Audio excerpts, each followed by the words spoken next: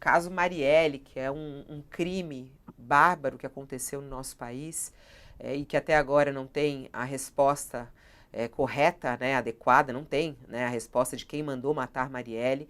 Ele é alvo de uma disputa ideológica, né, no Congresso brasileiro. Quando o senhor ouve aí esse deputado, por exemplo, o Éder Mauro, falar Marielle acabou, como é que isso chega para o senhor, hein, Marcelo Freixo? Eu sinto desprezo pelo deputado. Não consigo sentir mais nada além de desprezo. Eu sou professor de história, Fabiola, e a história é muito implacável com pessoas desse tamanho. Daqui a alguns anos, ninguém vai saber o nome desse deputado, ninguém vai lembrar da sua imagem, ninguém vai saber que ele fez parte da história política brasileira. Ao contrário da imagem da Marielle, né, que certamente seus algozes nunca imaginaram que ao executá-la, ao matá-la de forma tão covarde, ela viraria imediatamente uma força política tão grande, tão gigante, um símbolo tão contundente de tanta coisa importante concretamente na vida das pessoas. Então, daqui a muito pouco tempo, ninguém vai saber quem foi esse deputado, ninguém vai lembrar, isso não tem a menor relevância para a vida das pessoas. Claro que é notícia, claro que é grave numa comissão de direitos humanos, alguém eleito com tamanha violência, barbaridade, né, falta de civilidade, de educação básica elementar, né, é algo tão tosco. É evidente que isso, enfim, chama atenção. Mas a história é muito contundente. Daqui a algum tempo ninguém sabe quem é essa pessoa, ele não tem a menor relevância, ele não tem a menor importância, ele é completamente insignificante, ao contrário de tudo que representa a Marielle, eu acho que é sobre isso que a gente tem que falar. Vai lá, Sakamoto.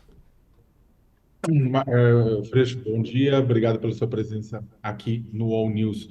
Olha, a gente está, bem, faz 6 anos, né, da morte da Marielle e do Anderson Gomes naquela execução terrível, né, no Rio de Janeiro. E a gente tem visto recentemente, né, não vou dizer um recrudescimento, mas houve uma série de ações, uma série de acontecimentos no Rio de Janeiro que colocaram o Estado novamente no topo do noticiário por conta de violência. Tivemos a prisão do Zinho, tivemos uma série de ações de milicianos na disputa para ver quem ficava com o espólio dele, mas também tivemos ações de narcomilícias de crime organizado, do tráfico junto com as milícias, né, joint ventures do crime. Tivemos a morte do irmão da deputada Sâmia Bonfim, confundido com um miliciano lá na Barra da Tijuca. Tivemos denúncias de envolvimento de milícia com pessoas ligadas ao governo do Rio. Ou seja, e tivemos, é claro, números de mortes, como sempre, pipocando, pessoas inocentes em meio a esse confronto, né? Como é que você vê isso da morte da Marielle 6 anos atrás, né, para agora, né? Alguma coisa mudou nesse contexto do Rio de Janeiro, desse contexto que matou Marielle Franco? Olha, Sakamoto, obrigado pela pergunta. Eu acho que você coloca um ponto importante que é da morte da Marielle para cá. E tem algo que é relevante que é da morte da Marielle para trás também, né? Eu queria jogar com esses dois raciocínios. O que você traz da morte da Marielle para cá, da Marielle para cá, são 6 anos, e antes, né? A morte da Marielle, ela é muito reveladora, né? Ela destampa um bueiro, ela destampa um esgoto carioca que passa por baixo de um cartão postal. Então, o Rio é uma cidade extraordinária, o Rio é o maior cartão postal do Brasil, a maior referência do mundo, uma cidade incrível, cultura, povo, alegria, muita força. É, Mas o Rio tem suas esquinas, né?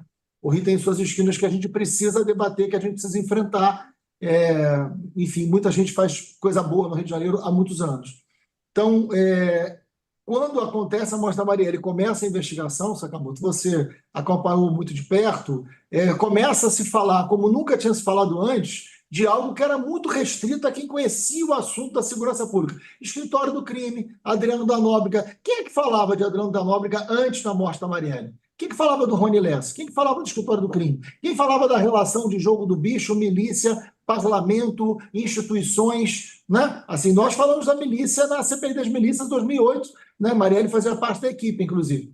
Ali se revelou um Rio de Janeiro onde crime, polícia e política não se separavam mais. A mostra Marielle ela é muito emblemática, até nos seus símbolos, né? Então, você caminha para uma investigação que mostra um policial e um bombeiro como executores, não é isso? O Rony Lessa, né, e o Queiroz, ou seja, você tem ali um bombeiro e um policial, como executores, pessoas ligadas ao escritório do crime, mas o mandante, que a gente ainda não sabe, eu acho que a gente vai saber muito em breve, tenho muita confiança nesse momento da investigação com a Polícia Federal à frente, tudo indica que seja na política.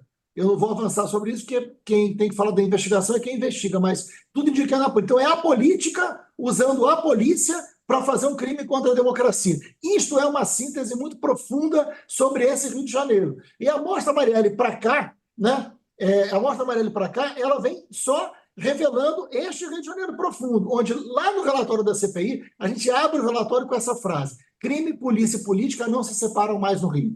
Né? Eu estou com isso generalizando toda a política e toda a polícia? Evidente que não. Né? Evidente que não. Há uma polícia muito capaz de resolver crimes e nós tivemos exemplos concretos agora, recentemente. Esse episódio do ônibus foi muito bem sucedido a negociação. Né? Foi muito bem sucedido toda a forma de se tratar disso. Né? E outras investigações que são resolvidas com determinada velocidade razoável. Agora, o problema não está na polícia do Rio, o problema está na política do Rio. Nós temos problema com a polícia? Claro que temos, mas os problemas são da política. Nós temos 6 governadores afastados. Nós temos uma crise política profunda. Isso tem relação com esses crimes? Tem relação com milícia, com domínio de território, com fragilidade da democracia? Claro que tem. Tem a ver com as casas legislativas. Né? A milícia não nasce como as facções do cárcere. A milícia nasce no palácio, nasce numa relação de poder, num projeto eleitoral. Então, é este Brasil, é esse Rio de Janeiro, né? Profundo, que o caso Marielle destampa. Certamente seus algozes não imaginaram que isso fosse acontecer. Certamente eles esperavam que a repercussão fosse muito pequena ou nada, perto da visão que eles tinham sobre a Marielle, né? Não que a sociedade ou não que ela realmente representava. Então, é muito importante o que você está dizendo, porque são muitos episódios, a gente pode falar de vários aqui, mas todos têm um pano comum de fundo. Todos que você citou têm um pano comum de fundo. Envolve milícia, envolve poder, envolve polícia, envolve território, envolve uma questão eleitoral do Rio de Janeiro. Agora, Freixo, a morte da Marielle, como você realçou, sua expressão foi destampou um bueiro. Né? Esse bueiro exala também um odor ideológico. Né? Quem converte túmulo em palanque faz isso no pressuposto de que vai render votos. Né? Como explicar que a exploração política da brutalidade que está embutida num crime como esse, uma execução de uma personagem que ascendia na política, como explicar que a exploração dessa brutalidade renda votos no Rio de Janeiro e, presumivelmente, no resto do Brasil também? Isso diz menos sobre a Marielle e mais sobre o Brasil, né, Josias?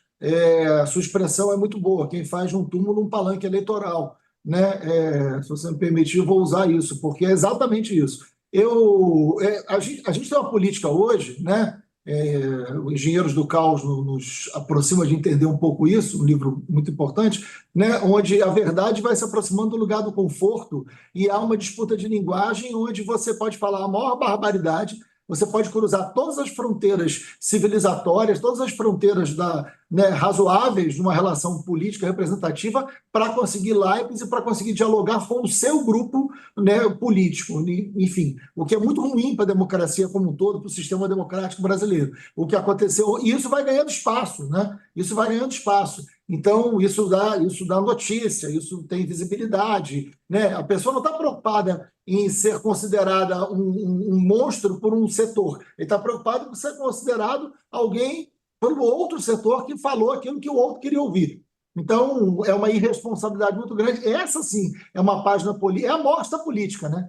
Isso é a mostra política. A mostra política enquanto lugar da síntese, enquanto lugar do encontro, enquanto lugar da melhoria da sociedade como um todo. A gente tem uma mostra política como algo maior acontecendo diante desse episódio. Isso me remete a um fato, Josias, muito impressionante. Assim, quando a Marielle foi morta 6 anos atrás, né, foi à noite, né?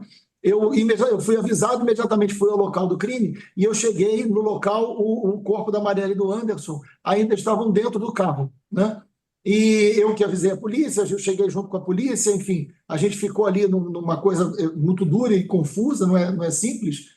E um jovem, né, na época, me trouxe um telefone para me mostrar uma publicação que tinha acabado de sair, né, nas redes sociais. e era uma fake news sobre a Marielle quando o corpo dela ainda estava dentro do carro. O corpo dela e do Anderson estavam dentro do carro quando eu recebi uma primeira fake news sobre ela. Eu não conseguia nem entender o que estava acontecendo. Mas, imediatamente, a sua morte, muitos ainda sequer sabiam que ela tinha falecido, já tinha uma produção de fake news. Então, assim, é uma sociedade doente, né? É uma política adoecida e uma política que morre quando esse tipo de coisa se torna hegemônica. Por isso que eu acho que a gente tem que ter muita responsabilidade para saber para quem que a gente dá palanque ou não, né? Mas isso é muito forte que você está contando, Freixo. Eu imagino a sua dor, inclusive, naquele momento, né? Em ver que esse assunto já era alvo de fake news. De lá para cá, as coisas cresceram muito, né? O fato de uma pessoa com a camisa do Brasil entrar num bar no Rio de Janeiro, arrancar a placa da Marielle, que está na parede, a placa da Marielle, que está na casa das pessoas. No Rio de Janeiro, isso é como Marielle, né? O quanto as pessoas usam isso politicamente, né? Quando você fala a sociedade está doente, onde começou essa doença? Que doença é essa? E por que essa doença parece só crescer, Freixo? A gente teve uma experiência de um governo fascista, Fabiola. Eu não tenho a menor dúvida disso. Nós vivemos uma experiência de um governo fascista. Nós temos pessoas que foram eleitas porque rasgaram a placa da Marielle. Nós temos um governador, um ex-governador, né? O breve governador, que foi eleito rasgando a placa da Marielle. Quer dizer, a gente é inacreditável. Em tempos normais de uma política representativa, isso seria completamente inconcebível. A gente está falando de uma mulher assassinada, a gente está falando de uma pessoa assassinada, a gente está falando de uma mãe assassinada, de uma filha, de uma irmã, a gente está falando de uma vereadora exercendo seu mandato há 1 ano. Ela era vereadora há 1 ano, né? Eleita, assim, brutalmente assassinada. Fazer deste caso um debate ideológico de uma disputa de país é uma tentativa de matar a Marielle muitas vezes, porque é preciso matar, é preciso para esta lógica política desse país dividido, desse país que não tem solução, que a política não é tratada como lugar da solução, a política é tratada como lugar do conflito, a política é tratada como lugar do embate, a política é tratada da violência como um método, a política precisa ser o lugar da solução. A política precisa ser o lugar da representatividade para solucionarmos os grandes problemas brasileiros, né? Mas não. A política caminhou para um lado nos últimos anos no Brasil, e aí tem muito a ver com a ascensão de uma extrema-direita fascista, né, que joga para não solução, né, que joga para não capacidade de diálogo, para violência como método. E nada mais violento do que você tentar matar, né, uma pessoa várias vezes. Ô, Freixo, mas como é que puxando como gancho sua resposta, o que a gente pode fazer como sociedade? Pode ser uma pergunta tanto quanto utópica, mas é o seguinte, a gente está num momento em que vai ter eleição agora em outubro, a gente estava até comentando agora há pouco, eu, José e a Fabiola, as ações do governo Bolsonaro para tentar reafirmar sua influência junto ao seu público, né? A gente tem visto candidatos ligados ao bolsonarismo acentuarem esse discurso da violência como resposta a problemas sociais, né? E o Rio de Janeiro é o epicentro nacional do bolsonarismo, né? É o epicentro das milícias, é o epicentro do bolsonarismo, não à toa há coincidência entre esses dois processos. Mas o que é possível, para além, tem um voto, é claro, mas o que é possível a sociedade pode fazer e o governo, os diferentes instâncias de governo deveriam fazer para tentar frear e tentar mudar esse contexto? É uma pergunta meio ampla, mas é que a gente tem visto o Ministério da Justiça, sob o ministro Flávio Dino, lançou um plano de segurança, né? Foi discutido se seria prático, se causaria impacto ou não, né? Houve, na verdade, ações também em conjunto do próprio Ministério da Justiça com o governo do Rio, né? O próprio Ricardo Capelli assumiu várias dessas ações naquele momento, mas há uma cobrança também, né, de soluções. Como, na verdade, fazer isso? Como avançar com uma solução para a criminalidade, mas, ao mesmo tempo, garantir o respeito aos direitos humanos no Rio de Janeiro?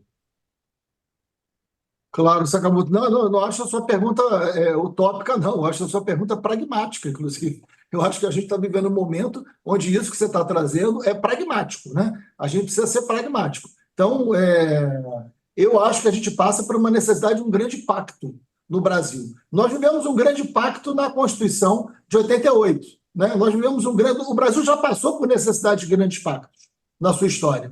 Nós vivemos um grande pacto para superar a ditadura. Passamos por um grande pacto para fazer a Constituição mais avançada, né, que a gente já teve, uma das mais avançadas da América, que é a Constituição de 88. A gente vive uma necessidade histórica de um novo grande pacto, que passa por um processo eleitoral, evidente que passa, né, passa por eleger pessoas comprometidas, né, com a vida, comprometidas com a Constituição, comprometidas com a normalidade da relação política, né, com a civilidade política necessária para a política não morrer, né, no lugar da barbárie, a política não ceder para a barbárie.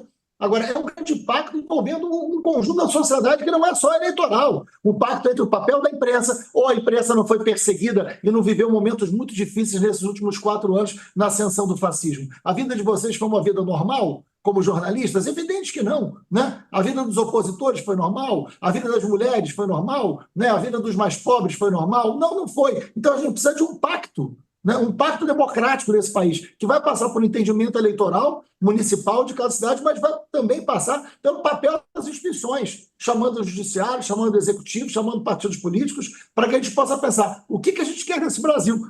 É insuportável, é inimaginável pensar que a gente vai viver mais 15, 20 anos neste tipo de ambiente, neste tipo de cena que a gente assistiu ontem. Nesse tipo, a gente não pode... Quantas Marielles o Brasil suporta? Quantas Marielles mortas o Brasil suporta? Né? Não suporta, não podemos. Né? Eu não estou falando só de violência, estou falando de crime contra a democracia. Por isso que saber quem mandou matar é tão relevante. Não é porque eu a conhecia que eu digo isso. É porque é um crime contra a democracia, é revelador desse Rio de Janeiro. Né? A gente precisa entender para onde foi esse Rio de Janeiro, quem é que está... Que política é essa que se tornou hegemônica no Rio de Janeiro? A eleição de 24 e de 26 precisa derrotar este Rio de Janeiro apodrecido, né, onde política e crime não se separam. Não dá para ter candidato que queira compactuar com este Rio de Janeiro que tem que ser derrotado. Agora, este Rio de Janeiro, envolvido com crime, envolvido com milícia, envolvido com domínio de território, envolvido com a barbárie, ele tem que ser derrotado por todos, e não só no processo eleitoral. E isso vale para muitos lugares do Brasil, mas, sem dúvida, o Rio é um lugar de destaque nesse sentido. Ô Freixo, o ministro da Justiça, Ricardo Lewandowski, falou hoje que o caso Marielle deve chegar ao fim em breve. Né? Mais ou menos a mesma coisa que dizia o ministro Flávio Dino.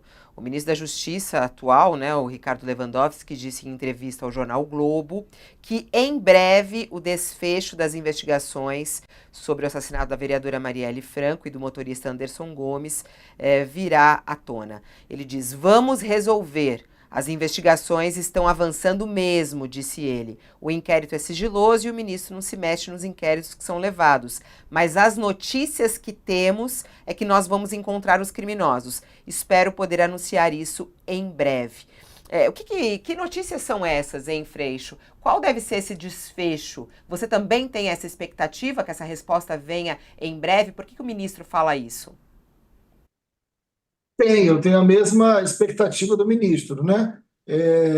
Há uma mudança durante esses 6 anos. Nós tivemos 5 anos, né, com o governo do Rio de Janeiro, né, à frente dessa investigação, e estamos há 1 ano com a Polícia Federal. Se durante 5 anos você não consegue produzir todas as provas adequadas, quem assume no 5º ano tem muita dificuldade. Então, as delações passaram a ser instrumentos muito importantes para poder suprir determinada ausência de prova, né? E isso foi muito bem conduzido pelas notícias que tenho, e que todos nós temos, pela Polícia Federal. Então, as notícias que tenho, as mesmas do ministro, é que muito em breve, talvez nesse primeiro semestre, a gente tenha a resolução desse caso. E aí são algumas perguntas, algumas que todos nós fazemos há muito tempo. Quem matou, né? E aí as provas mais contundentes sobre Rony Lessa e Écio Queiroz, quem mandou matar e quem não deixou investigar, Fabiola. E quem levou 5 anos sem resposta. Nós estamos chegando ao 6º, mas foram 5 delegados da Polícia Civil do Rio de Janeiro trocados ao longo do curso dessa investigação. 5 delegados trocados. Vários deles eu conheci, delegados extremamente competentes e sérios, e que, quando a investigação avançava, eram trocados. Né? Então, eu tenho certeza, eu conheço bastante a Polícia do Rio. Tem muita gente competente, muita gente séria à frente da Polícia do Rio. E eu reafirmo, o problema do Rio não está na polícia, está na política. Porque 5 delegados trocados e nenhum deles pediu para sair. Todos foram retirados. Né? Então, uma outra pergunta que tem que ser respondida, eu espero que essa investigação caminhe para isso, é quem não deixou investigar, para que a gente possa entender melhor se esse escritório do crime, que se tornou tão famoso depois da Marielle, era um escritório do crime privado ou um escritório do crime público. Talvez seja mais Quando você fala admitido. não deixou investigar, de alguma maneira, você faz alguma referência a Bolsonaro, o Freixo? Porque. Não, não, não, não. Não? Não, não. Estou falando do governo do Rio de Janeiro. Não estou fazendo nenhuma referência a Bolsonaro, estou falando do Rio de Janeiro. O Freixo, você fez uma definição aí, disse que a gente está lidando com uma sociedade doente, né? E esse cenário, na sua avaliação, pede aí um grande pacto democrático, né? No início dessa semana, o presidente Lula deu uma entrevista e ele disse que a polarização é boa. Palavras dele, a polarização é boa se a gente souber trabalhar os neutros para compor uma maioria e governar o país. Alguém que deseje ainda que onírica, pacificação do país, pode observar uma frase como essa do presidente e concluir que ele decidiu trabalhar com os convertidos da esquerda e com os neutros, assim definidos por ele, do centro. Não acha que é um erro político, a essa altura, 1 ano e 3 meses de governo, você jogar ao mar o pedaço mais conservador da sociedade, como que a sinalizar, olha, estou governando aqui para os meus e para os do centro, que eu acho que eu posso atrair para compor a maioria. Não é um equívoco achar que a polarização é boa? Eu conheço bem o que o presidente pensa sobre isso, a gente já conversou várias vezes. A polarização é natural de qualquer regime democrático, o que não quer dizer que um regime fascista seja aceitável, né? A questão é, o número de fascistas é o número de eleitores que o Bolsonaro teve? Eu acredito que não, quero crer que não, né? Então, reduzir o pensamento fascista, ou a prática fascista que existe no Brasil há muito tempo, os integralistas estão aí para provar isso ao longo da história. Há um número, né, que ele já existiu em outros tempos, é uma coisa, né? E aí essa polarização de ideias, como existiu entre o PT e o PSDB durante a década de 90, essa polarização é saudável. Agora, nós vamos superar a barbárie na política. E isso realmente não pode representar o número de eleitores que tem. Aí a gente precisa avançar. Falando em política. Que é isso, Sakamoto? Posso ir? Que ele estava falando sobre eleição, sobre política. Queria até saber, no Rio de Janeiro, né? Como é que o senhor analisa aí a eleição no Rio de Janeiro? O PT deve apoiar mesmo a reeleição de Eduardo Paes? Bolsonaro inicia agora, nos próximos dias, eles querem fazer uma turnê no Rio de Janeiro, pegando gancho no que eles consideraram um sucesso, o ato dele na Paulista, fazer atos também no Rio de Janeiro para fortalecer a candidatura, a força da candidatura do candidato deles, né? Como é que você vê a situação do Rio de Janeiro, a disputa dessa polarização no Rio de Janeiro e se o PT vai apoiar mesmo Eduardo Paes? Olha, Fabíola, isso está sendo debatido pela direção partidária, eu acompanho de perto, tenho muito interesse nisso, evidente, né? O Rio de Janeiro é o meu lugar, né? O Eduardo Paes, ele é um candidato muito forte, evidente, ele é um candidato à reeleição de terceiro mandato, está indo para o quarto, caso seja eleito. É uma pessoa que tem muito diálogo com esse campo democrático. Eu converso muito com o Eduardo Paes, enfim, todo mundo sabe disso. Agora, a gente precisa entender que a eleição de 24 no Rio ela vai estar muito casada com a eleição de 26. Pelo menos no Rio isso vai acontecer. Não sei se em outras praças isso se dará da mesma maneira, mas no Rio de Janeiro, que é a sede deste projeto de Brasil que tem que ser derrotado, este pacto que eu aqui defendi, ele se faz necessário em primeira ordem no Rio de Janeiro. Então é preciso chamar todo mundo que tem compromisso com o Rio de Janeiro, compromisso com o Brasil, com a democracia, com uma relação onde a política possa ter diferenças, mas não aceitar a violência como método, no Rio de Janeiro isso é uma prioridade. Então é evidente que o Eduardo Paes reúne qualidade para ser um nome que reúna esse pacto. Agora, este pacto, a gente precisa saber muito bem quem está dentro e quem está fora. Não dá para fazer pacto com quem tem que ser derrotado.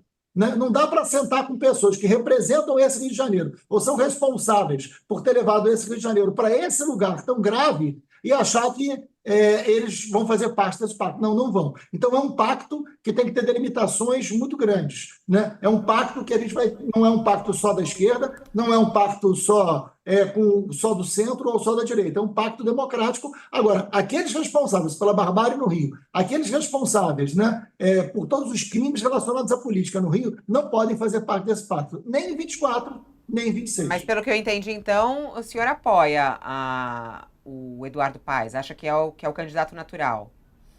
Desde que esse pacto seja feito com aqueles que cabem na mesma sala. Nem todos cabem na mesma sala no Rio de Janeiro. E aí tem todo um debate sobre o vice, tem todo um debate sobre a composição de 24 e 26, tem todo um debate sobre qual o Rio de Janeiro nós vamos defender. Eu não vou defender no Rio de Janeiro com pessoas que eu preciso derrotar, porque são responsáveis por terem levado o Rio de Janeiro para onde a gente chegou hoje. Então vai precisar ter uma responsabilidade grande na hora de pensar esse pacto. A minha pergunta ia exatamente, começa, acho que no final da sua resposta, porque, bem, o PT discute, né, tá toda aquela possibilidade, inclusive, de indicar a ministra Aniele Franco para a vaga de vice, tem toda uma discussão sobre isso, é claro que isso vai depender dos processos partidários. Mas começa também a pipocar aqui e ali informações que o próprio governador Cláudio Castro gostaria de fazer um acordo e tá na chapa, né? Tipo, não ele, é claro, mas de ter um indicado, né, na chapa. E é isso que você fala com relação a colocar todo mundo na mesma sala. No caso, o PL não caberia na mesma sala junto com o PT, né? Evidente, não dá. Você não pode, eu quero ir além, né? Você não pode chamar pessoas e partidos e grupos políticos que representaram o fato do Rio de Janeiro ter 6. O Sakamoto são 6 governadores. São 6 governadores afastados. A operação da Polícia Federal, em cima do governador Cláudio Castro, era o 7º mandamento, que é não roubarás, mas é o 7º governador investigado, né? Então é muito grave. Não dá para compor com aquele que nós temos que derrotar. E aí eu não estou falando de direita ou esquerda, eu estou falando de alguém que levou o Rio de Janeiro a ter 6 governadores afastados. Eu estou falando de um Rio de Janeiro que levou a milícia para dentro do palácio. Eu estou falando de um Rio de Janeiro que leva a morte a Marielle Franco, da qual a gente está aqui falando. Este Rio de Janeiro não pode estar na mesma mesa. E eu estou entendendo que essa mesa é ampla. Eu não estou sendo sectário. Essa mesa tem que ser ampla. Agora, não pode ter representante do crime político na mesa. Não, aí não. Então, se esta for a opção do Eduardo Paes, não será certamente a opção de muita gente que poderia estar com ele. Então, qual é o Eduardo Paes que estará em 24 e em 26? Essa é uma pergunta que ele, melhor do que eu, pode responder. Freixo, a gente está vivendo um paradoxo curioso, porque o governo não vai mal. Se formos analisar o desempenho econômico, se formos analisar que o presidente recuperou programas sociais que estavam destruídos e tal, houve uma diferença muito grande, muito bem demarcada na transição de governo. A despeito disso, o presidente, a popularidade dele cai e a aprovação ao governo dele também cai nas pesquisas, e foram 3 pesquisas, pelo menos, que apontaram na mesma direção. O que é que está errado? O governo erra na comunicação ou a sociedade demora a perceber que a mudança foi positiva? Olha, Josias, é uma pergunta complexa, né? A gente não tem uma resposta simples sobre isso. Eu concordo com você, o governo acertou muito no primeiro ano. O governo faz uma reforma tributária, o governo, né, recupera políticas sociais, o governo chega a índice de desemprego dos mais baixos desde 2014, algo que mexe na vida real das pessoas, principalmente dos mais pobres, né? Tem recuperação do poder de compra do salário mínimo, Minha Casa Minha Vida volta a funcionar. Então você tem uma entrega de um governo num ano onde a gente não tem maioria no parlamento, ou seja, não foi fácil. Então, foi um resultado muito positivo. Quando você pega uma avaliação no início do ano seguinte, tem uma queda de popularidade. Aí eu acho que desperta uma coisa que a gente falou sobre isso já aqui, né? Que é sobre a linguagem, que é sobre a comunicação. Há um grande desafio na democracia hoje, vocês sabem disso melhores do que eu, que vocês são profissionais da área, e eu respeito muitíssimo todos vocês. Há um desafio hoje que é um desafio da comunicação, né? Então, hoje você tem que governar bem, você tem que se comunicar bem e tem que fazer isso chegar, né? Porque hoje, não à toa, a imprensa foi tão atacada no governo anterior.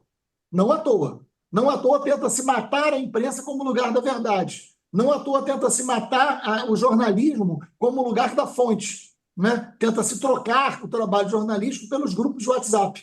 Isso é uma estratégia política, isso é um modelo de sociedade. E é uma disputa de comunicação. Essa disputa de comunicação a gente precisa fazer. E eu acho que a extrema-direita avançou mais do que a gente, teve mais qualidade do que a gente nessa disputa. Eu acho que esse debate da popularidade passa pela comunicação mais do que pelas realizações ou não do governo. Acha que eventuais declarações do presidente, como aquela que ele fez sobre a matança na faixa de Gaza, comparando a atuação do Hitler, o extermínio que o Hitler promoveu de judeus na Segunda Guerra, ou a certa leniência do Lula em relação ao Maduro, episódios que são muito explorados nas redes sociais. Acha que isso pode estar agindo no sentido de puxar para baixo a popularidade do presidente? Acha que o presidente deveria vigiar mais as suas declarações, deveria prestar mais atenção a esses tópicos que são naturalmente explorados pelo outro lado? Josias, tudo pode ser usado, né? Eu tive agora, eu estou à frente da Embratur, eu tive agora em alguns países, em feiras internacionais importantes, promovendo o Brasil, né? E isso foi do mês passado para cá. Em 3 países da Europa, por exemplo, eu estive lá. E com muita conversa com a imprensa. Eu saí daqui jurando que esse seria o tema principal das entrevistas das quais eu participaria. Para minha surpresa, né, em nenhum lugar essa pergunta apareceu. E me surpreendeu, mas em nenhum lugar essa pergunta apareceu. Então não havia esse contexto na imprensa internacional, isso não foi perguntado sobre a imagem do Brasil. Isso era fruto de uma guerra local. Não estou dizendo com isso se a declaração foi impactante ou não estou entrando nesse mérito. Mas a guerra é local mesmo, né? A guerra é local mesmo, né? Estamos falando de evangélicos. Porque a declaração que olha era uma declaração sobre um contexto internacional. Então eu imaginei que, evidentemente, nesse contexto internacional, eu fosse, como representante do governo brasileiro, ser questionado. Isso não apareceu em momento algum, né? Isso é fruto de uma guerra local. Então a gente tem que estar muito preparado para essa guerra local. Tem que estar muito preparado para a capacidade de comunicação, como isso chega em cada família, porque às vezes você tem lá uma taxa de desemprego baixíssima. E isso chega muito menos para uma família, que é super importante para aquela família, do que uma determinada notícia transformada de uma forma para se comunicar melhor, para criar um impacto ideológico. A gente está vivendo um tempo, né, onde a gente está disputando a verdade e está disputando o conforto dessa verdade. Então, a gente precisa avançar muito num sistema de comunicação, pensar muito isso, e eu acho que isso é assunto também deste pacto que eu estou falando entre todos nós. Ô Freixo, eu sei que você precisa sair, que você tem uma agenda aí super apertada, mas é que tem tanta gente perguntando aqui, a gente não falou nada sobre turismo, né, porque hoje você veio, claro, para falar sobre outros assuntos, mas o pessoal quer saber, e o voo ao Brasil? E a passagem barata que o Freixo prometeu quando assumiu a Embratur, que falou que ia reduzir o preço das passagens aéreas? Tá um absurdo viajar por esse país. E aí, hein, Freixo, o que você pode trazer de resposta para os brasileiros que querem viajar por esse país aí? Vai baixar a passagem? Vai sair o voo a Brasil de verdade ou não? Primeiro que não fui eu que prometi. Eu sei. Claro isso. Não, a promessa da passagem não é promessa, né? Você, na verdade, eu lembro, eu acho que até aqui no UOL que você falou, quando você assumiu a Embratur, que você falou, é preciso sim baixar as passagens aéreas no Brasil. Jamais eu posso concordar com o preço de passagem caro como está, mas dizer que a passagem ia chegar a um valor tal, isso não fui eu que falei, então também não posso responder por isso. Agora, esse é o maior desafio que a gente tem. A gente tem números muito positivos, né? É bom lembrar, enfim, a gente chegou, em 2023, a gente bateu o recorde de receita com turismo internacional. A gente superou 2014, que foi o ano da Copa do Mundo. Foi o período que o Brasil mais arrecadou com o turismo internacional. Janeiro agora, a gente bateu recorde, foi o melhor janeiro de todos os tempos com o turismo internacional. Só em janeiro o Brasil arrecadou 3,9 bilhões de reais. É o melhor janeiro de todos os tempos. Então, tem notícia boa, fruto de um trabalho que coloca o Brasil de volta na prateleira do mundo, né? O Brasil voltou, o Brasil é hoje o principal destino de ecoturismo do mundo, superamos o México. Então, o tempo do vai passar a boiada, né, também passou, a gente superou. Agora, temos o maior desafio de todos, e eu quero concordar com quem está assistindo e está questionando isso. O Brasil é um país que depende de conexão aérea, porque o Brasil tem um oceano que nos separa do mercado europeu, tem um oceano que nos separa do mercado norte-americano, né? E o Brasil é um país de dimensão continental. O Brasil é 2 vezes a Europa do euro, né? Só o território brasileiro. Então, a gente depende de conexão aérea, a gente depende de novas companhias. Todo o esforço da gente é para que novas companhias venham, é para que a gente consiga passagens mais baratas, mais voos, mais destinos. A gente criou um departamento da Embratur só de estudo de modal, que trabalha direto com aeroportos e companhias aéreas. Isso passa por uma série de coisas que eu não tenho controle. Preço de combustível, demanda, né, preço dos aviões, que tem uma crise hoje que é mundial. Agora, a gente caminha para a possibilidade de melhorias de acesso. Garantir que a passagem vai custar tanto ou tanto, eu nunca fiz, porque eu não posso prometer algo que não tem algo concreto que eu faça que gere tal fato. Agora, o trabalho está sendo feito. Prometeram errado, pelo jeito, então, hein, Freixo? Tomou até uma chamada do Lula na época, eu lembro, né? Pois é. Ó, Mas muito...